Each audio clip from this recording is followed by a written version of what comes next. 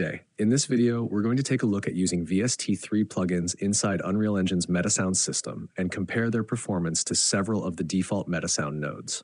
The goal is to get a practical sense of how much CPU cost you can expect when adding external DSP to your audio graphs. Let's begin with a completely dry signal.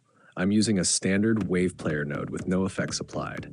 As you can see, the CPU cost stays steady at around 0.5%. This gives us a clean baseline for the rest of the tests. Now let's load our first VST plugin. We'll start with Bluecat's Chorus 4.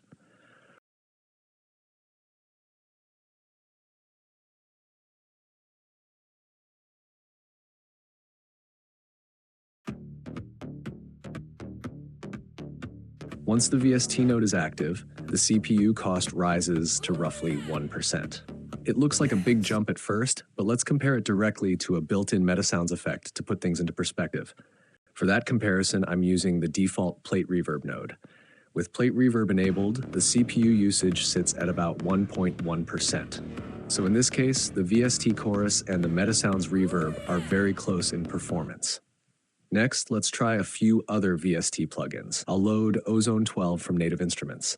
This is a full EQ and mastering tool, yet the CPU cost is only around 1.8%. That's surprisingly efficient given how much processing it can do. Now let's switch to Valhalla Room. With this reverb active, the CPU usage reaches roughly 4.5%. It's noticeably higher than the previous plugins, but still within a reasonable range for real-time audio. For a final demonstration, let's highlight that CPU cost doesn't only come from VSTs.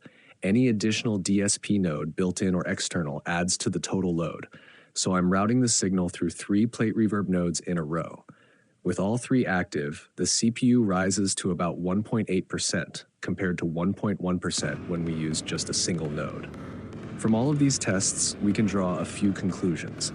First, the more nodes you add to a MetaSound graph, the more CPU you will spend. This applies to both VST plugins and the default MetaSounds processors. Second, the VST3 standard itself is very efficient. The actual CPU cost comes down to the specific plugin you're using and how complex its internal processing is.